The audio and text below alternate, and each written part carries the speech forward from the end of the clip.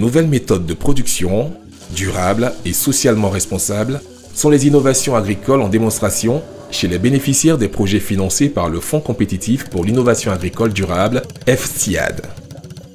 Le FCIAD a été mis en place dans le cadre du deuxième contrat de désendettement et de développement C2D.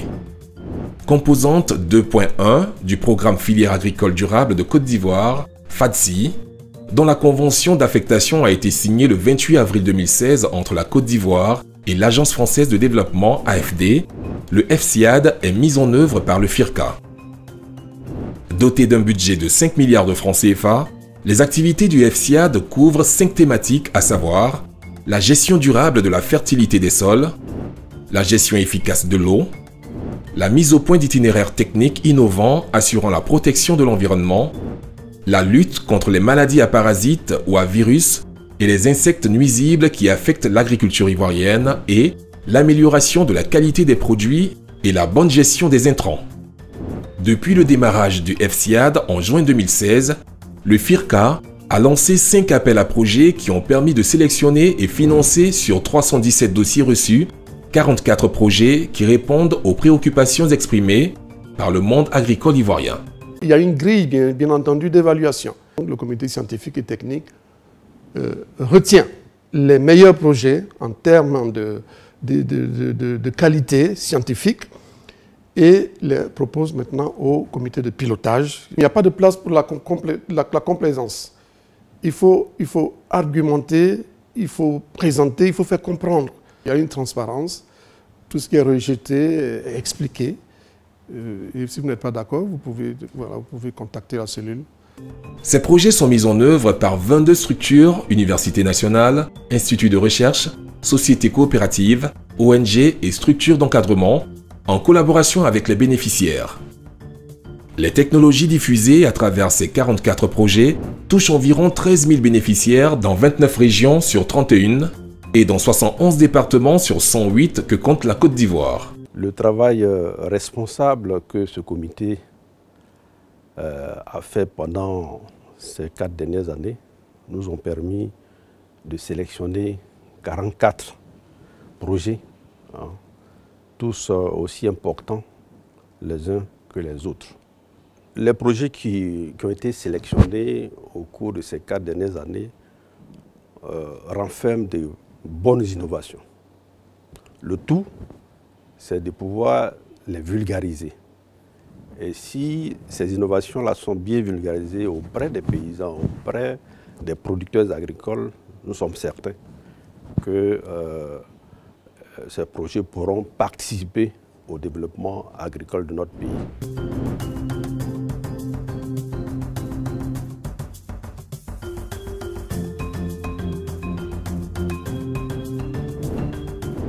Au titre de la thématique 1, 6 techniques innovantes ont contribué à l'amélioration de la fertilité des sols. Nous pouvons citer la technique de production de biocompost associée aux champignons mycorhiziens à arbuscules, CMA, promue auprès des producteurs de maïs comme une solution face à la baisse de la fertilité des sols. Le maïs avec biocompost est plus durable que le maïs que j'ai traité produits chimiques. Ça fait 1. Et encore, chez les femmes, si elles préparent le goût du maïs biocompost et puis celle du produit chimique là, ce n'est pas le même. Donc il y a une grande différence.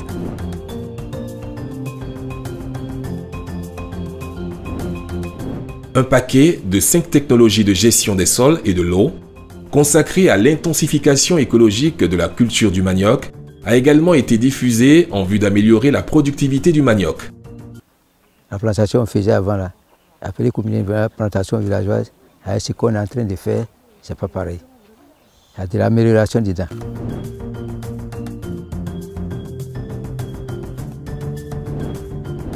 Le recyclage des déchets organiques par le processus de vermicompostage est une innovation diffusée auprès des pépiniéristes DVA, permettant de réduire la durée du compostage et donne une alternative à l'utilisation de fertilisants chimiques.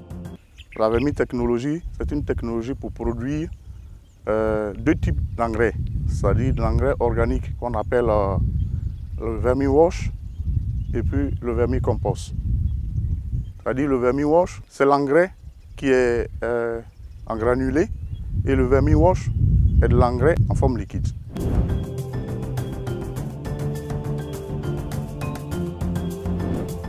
Les producteurs de coton, satisfaits de l'arrivée de l'innovation des cordons pierreux, se réjouissent de la récupération de certaines parcelles autrefois inutilisables. Cette innovation a contribué à freiner la dégradation des sols due à l'érosion hydrique.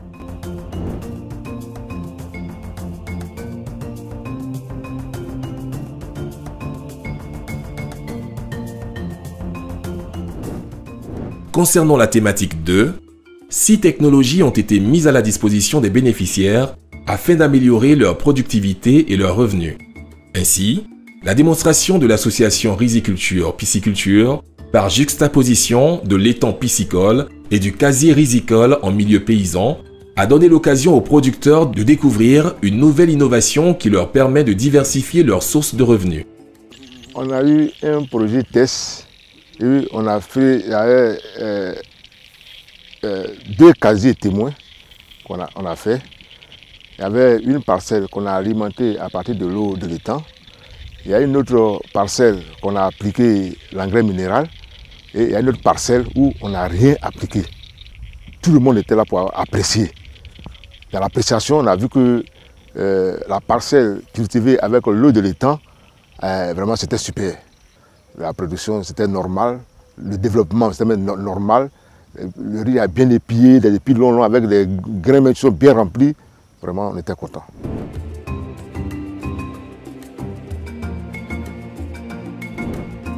Afin de contribuer à réduire le taux de mortalité des plants de cacao estimé à 46% dû à la sécheresse, la technologie d'irrigation innovante pour les petits producteurs permet d'implanter à côté du jeune plant de cacaoyer un bambou avec une partie souterraine enfouie en terre et une partie aérienne qui sert de réservoir pour recueillir l'eau d'arrosage à une fréquence bien déterminée. Nous avons trop souffert. Elle est venue un peu en retard. Si on avait su très tôt, depuis nous étions déjà loin. On ne perd pas de plants.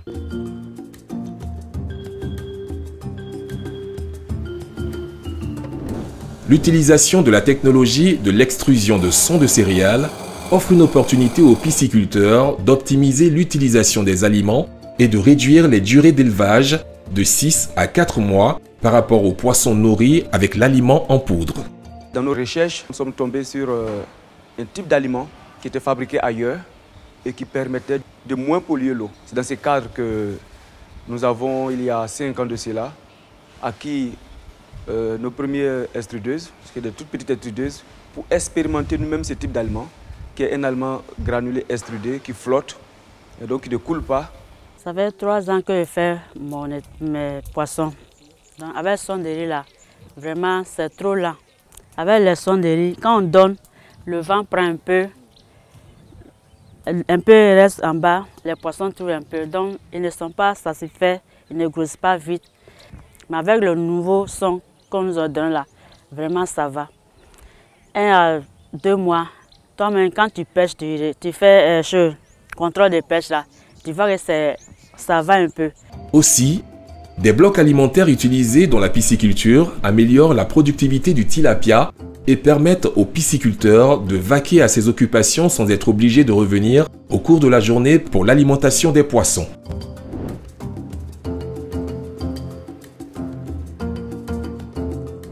Face au déficit pluviométrique avec son corollaire de baisse du rendement des cultures, l'innovation pluie solide enfouie dans le sol auprès de la plante permet de l'approvisionner de façon permanente en eau. Cette innovation a l'avantage de réduire les fréquences d'arrosage et d'augmenter le rendement des cultures vivrières. Tu arroses où tu as mis les pluies solides. Tu arroses 2 fois dans la semaine. Et où tu n'as pas mis pluie solide, ça, tu es obligé d'arroser ça matin-soir. Chaque jour que Dieu fait. Ça nous fait moins de la fatigue. Et le superficie que tu pouvais faire avant, pour pouvoir arroser, présentement là, tu peux faire le plus et arroser. Tu n'auras pas de problème.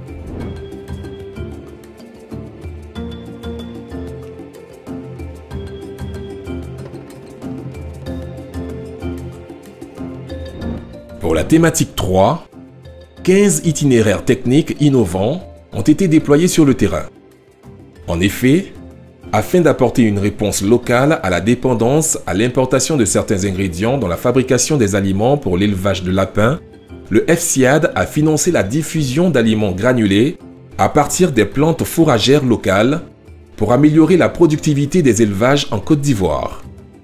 Par ailleurs, des aliments complets granulés plus performants mis au point en substituant les noyaux fibreux importés par du fourrage local donnent pleine satisfaction aux holacodiculteurs.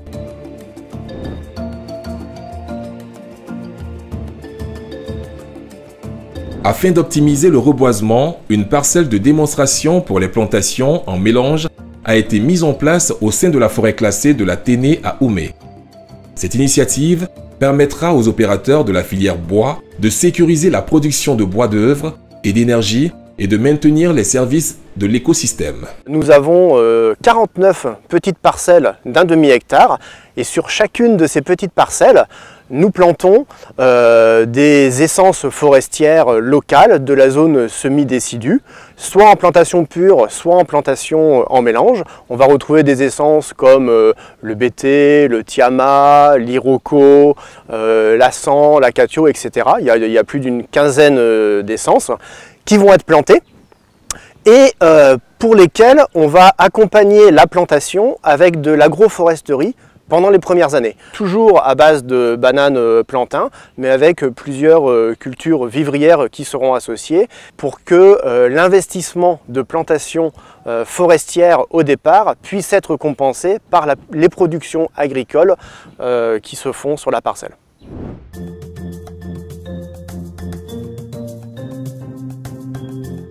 Longtemps confrontés à la pénibilité du ramassage des noix de karité liées aux efforts fournis et aux morsures de serpents et piqûres de scorpions, les productrices de karité sont heureuses aujourd'hui de ramasser les noix de karité en toute sécurité grâce à la technologie du panier roulant.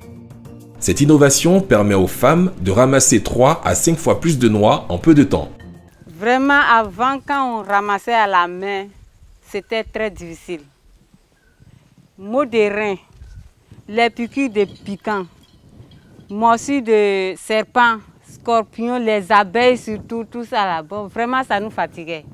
Donc maintenant, c'est avec le panneau roulant qu'on ramasse. Tu vas même, en rien de temps, ta cuvette est déjà remplie. Ça, tu ne fais même pas plus d'1 heure de temps, tu es déjà à la maison pour continuer tes travaux.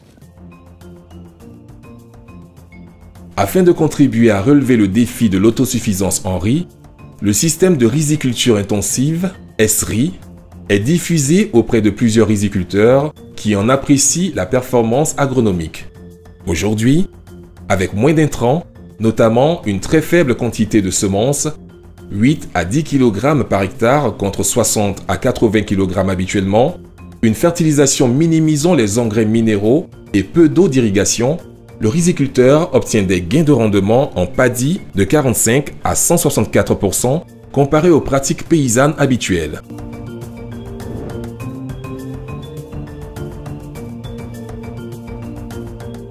En outre, l'utilisation du Sénékéla, semoir motorisé de semis et d'épandage d'engrais, a permis aux producteurs de coton de réduire les temps de travaux de semis et d'accroître leurs revenus.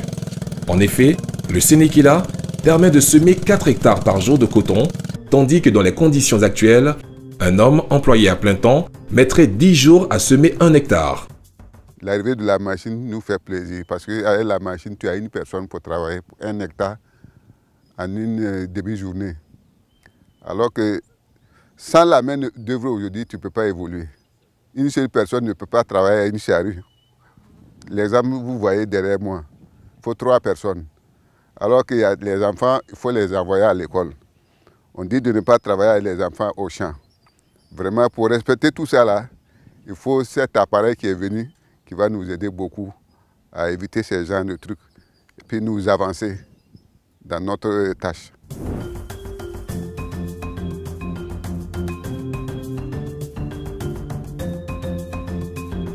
Concernant la thématique 4, 8 innovations pour la lutte contre les maladies et les parasites ont été diffusées en milieu agricole.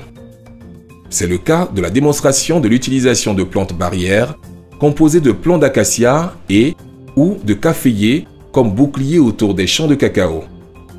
Cette démonstration a enregistré des indices visibles de la réduction de la propagation de la maladie de Schollenschutt dans la cacaoyère ivoirienne, en attendant que des variétés plus résistantes à la maladie soient mises au point. Nous sommes à mi-parcours du projet, satisfaction totale, parce que jusqu'à présent, on a constaté que les jeunes pieds de cacao ne sont pas encore atteints de la maladie. Donc les barrières qui ont été mises, elles sont efficaces déjà.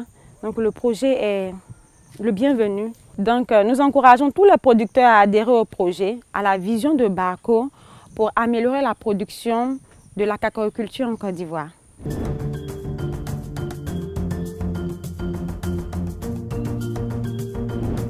Les biofongicides à base de trichoderma et d'huiles essentielles pour le contrôle des agents pathogènes du cacaoyer, du bananier et de la tomate en Côte d'Ivoire permettent de lutter contre la pression parasitaire. L'association du Kajanu-Kajan sur une parcelle de bananier en milieu paysan a permis une réduction significative des populations de nématodes, présentant ainsi un grand intérêt pour les producteurs. C'est pour que les gens puissent manger du foutou biologique, pour que les gens puissent manger de la loco, du claco, du donkounou et autres dérivés de la banane, que Dieu a donné le Kajanus pour que les nématodes abandonnent les bananiers.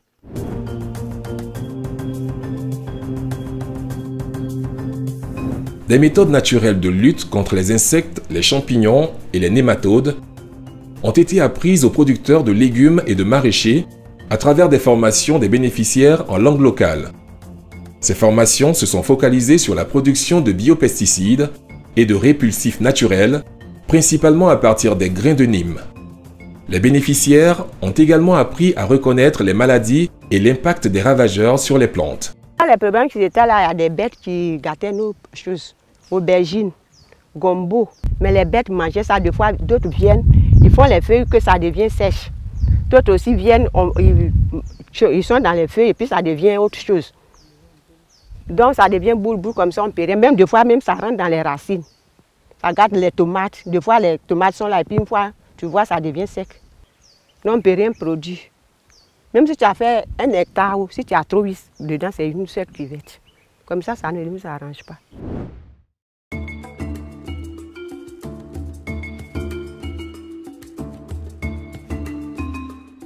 Enfin, au niveau de la thématique 5 consacrée à l'amélioration de la qualité des produits et à la bonne gestion des intrants, 9 innovations dont les initiatives locales de conservation de la banane plantain et de la papaye par le traitement des plants à l'hexanal ont été vulgarisées.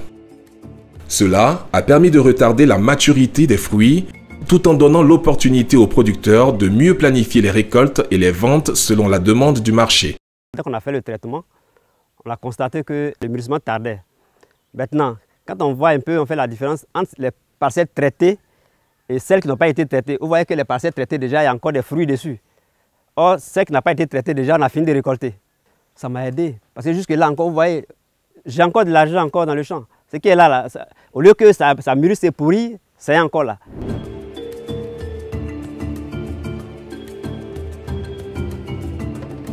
Afin d'améliorer la qualité du silure dans la filière piscicole en Côte d'Ivoire, un package de technologies innovantes a permis aux pisciculteurs de produire du silure marchand de 1500 grammes à 3000 grammes en 9 mois, réduisant de moitié le cycle de production.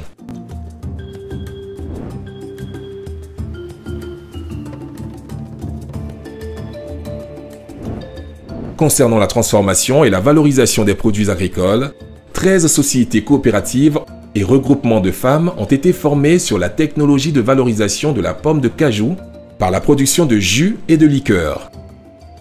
Les bénéficiaires ont reçu des unités de transformation afin de produire ces dérivés de la pomme de cajou et assurer leur promotion auprès des populations.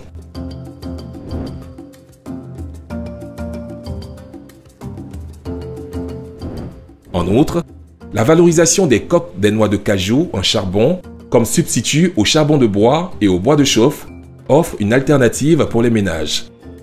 Cette initiative vise à préserver l'environnement des effets néfastes des coques de cajou jusqu'à présent déversées dans la nature.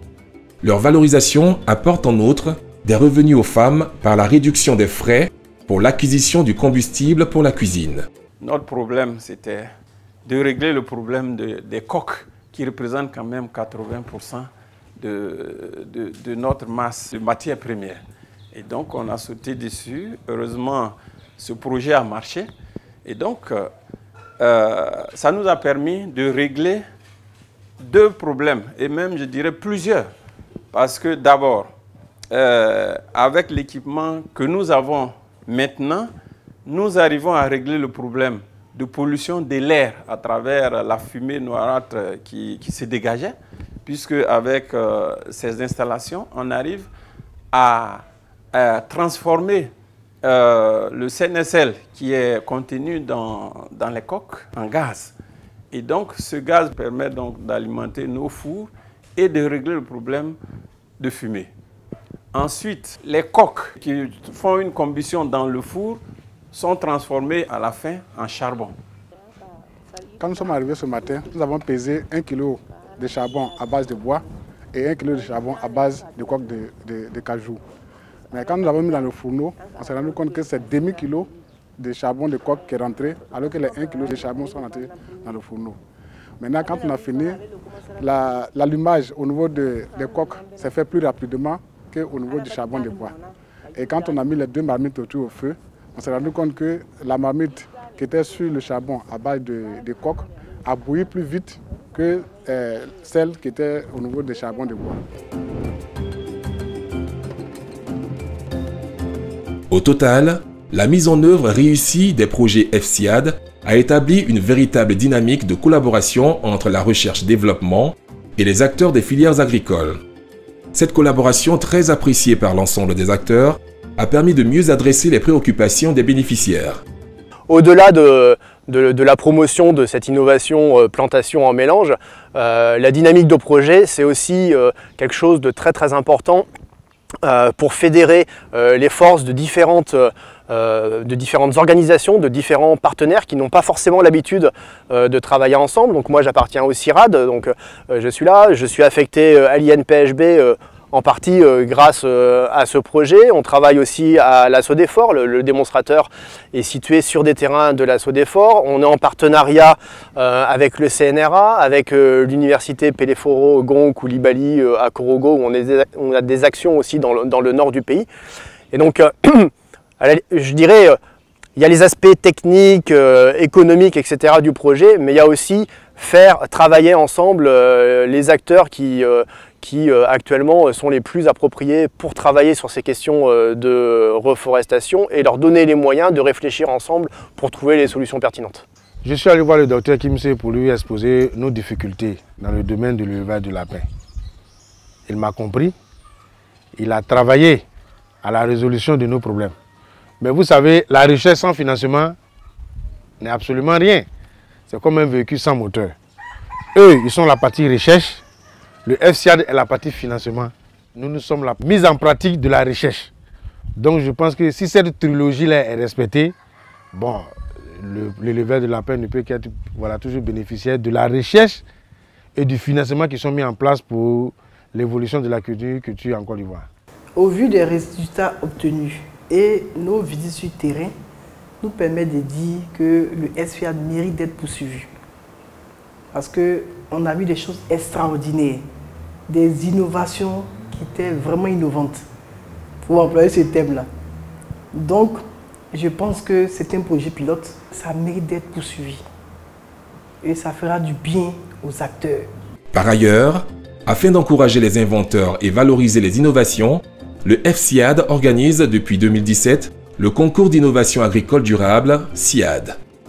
Suite à 3 appels à candidature, ce concours a récompensé 19 lauréats respectivement au cours du SARA 2017, de la Journée de l'innovation agricole durable, JINOV 2018 et du SARA 2019. Pour l'édition 2020, 2 lauréats ont été sélectionnés et seront primés au cours d'une cérémonie organisée par le FIRCA. La Journée de l'innovation agricole durable réunit également l'ensemble des partenaires et les bénéficiaires du FCIAD pour partager les résultats obtenus et présenter les innovations agricoles diffusées. Il faut noter que l'ensemble du travail abattu sur le terrain par le FCIAD et ses partenaires devrait contribuer à nourrir toute la population ivoirienne, estimée à plus de 50 millions d'habitants à l'horizon 2040, dans un contexte de réduction des terres disponibles pour l'agriculture.